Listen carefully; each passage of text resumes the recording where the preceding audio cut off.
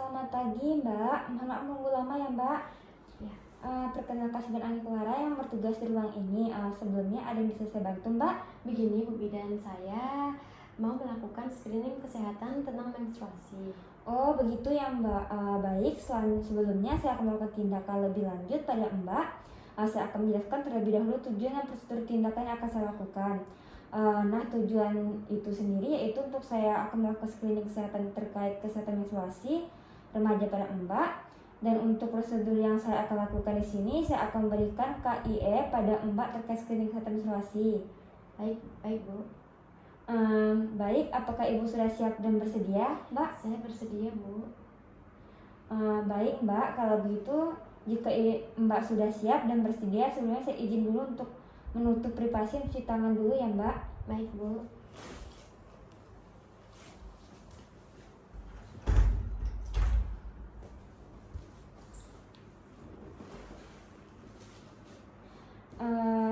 Baik Mbak, sekarang saya data Mbak dulu ya.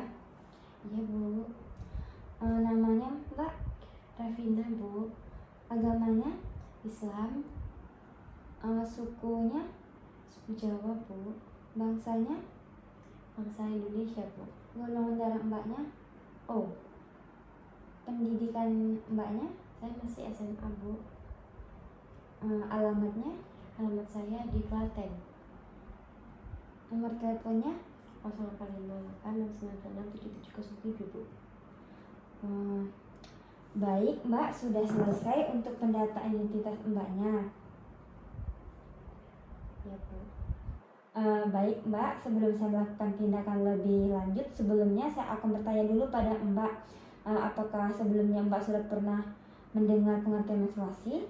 Sudah Bu, akan tetapi saya tidak terlalu memahaminya. Baik Mbak, saya akan jelaskan ulang ya Mbak. Jadi menstruasi itu adalah pendarahan secara periodik dan siklik dari uterus disertai pelepasan desquamasi dari endometrium ya. Iya Bu. Ya Mbak, kalau boleh saya tahu Mbak mulai menstruasinya dari usia berapa ya? Di usia 13 tahun Bu. Baik Mbak, lalu apakah menstruasi terjadi secara periodik 1 bulan sekali? Karena normalnya menstruasi itu terjadi 1 bulan sekali Mbak. Iya Bu, 1 bulan sekali. Baik Mbak, selanjutnya apakah siklus menstruasi? Baik Mbak, di sini saya akan bertanya tentang siklus menstruasi Mbak. Jadi siklus menstruasi itu yang pertama itu ada polimenore, itu 21 hari dari hari pertama ke hari berikutnya. Yang kedua itu normalnya 21 sampai 35 hari. Yang ketiga itu ada oligomenorea 36 sampai 90 hari. Yang keempat itu ada emenorea 90 hari atau tidak mengalami menstruasi selama 90 hari. Siklus menstruasi Mbak itu yang mana Mbak? Yang normal Bu, saya. Baik Mbak, selanjutnya saya akan bertanya juga tentang banyaknya dan lamanya menstruasi pada Mbak juga ya. Iya Bu. Yang pertama itu normalnya 8 hari. Yang kedua itu hipermenorea lebih dari normal dan untuk banyak dan lamanya lebih dari 8 hari.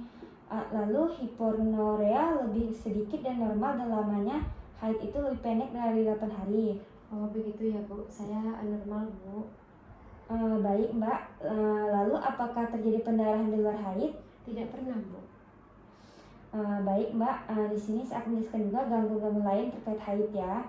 Yang pertama itu ada dysmenorrhea, adalah gangguan ginekologik berupa nyeri saat menstruasi yang umumnya berupa kram dan terpusat di bagian perut bawah hingga meninggalkan aktivitas. Yang kedua itu premenstrual syndrome atau PMS, adalah kumpulan keluhan yang umumnya dimulai 1 minggu hingga beberapa hari sebelum mulainya haid dan menghilang sudah haid mulai. Meskipun terkadang berlangsung sampai selesai haid.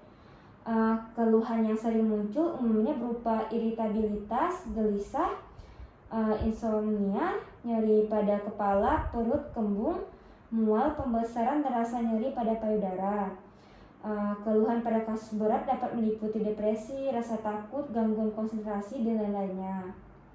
Yang ketiga itu ada juga gangguannya mastodynia atau mastalgia, adalah rasa tegang pada payudara menjelang haid.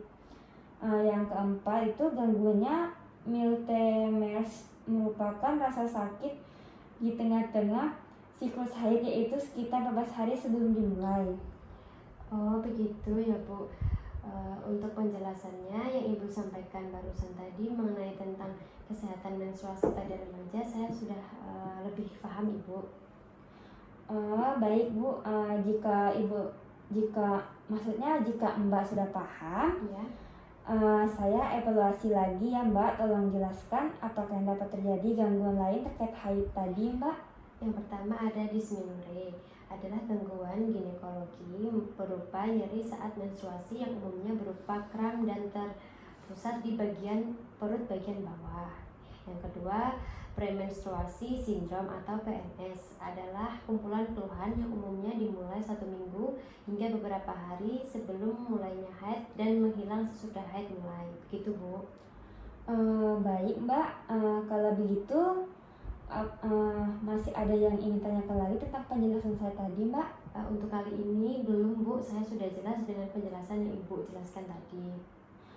Baik Mbak, jika begitu terima kasih atas kerjasamanya, semoga bermanfaat untuk Mbak ke depannya.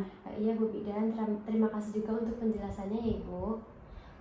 Iya Bu, hati-hati jalan ya, jika ada apa-apa silahkan datang kembali ke klinik saya ya Mbak. Baik Bu, saya izin pamit terlebih dahulu ya Bu. 난 아마 내가 아는 미워둔 기억 속에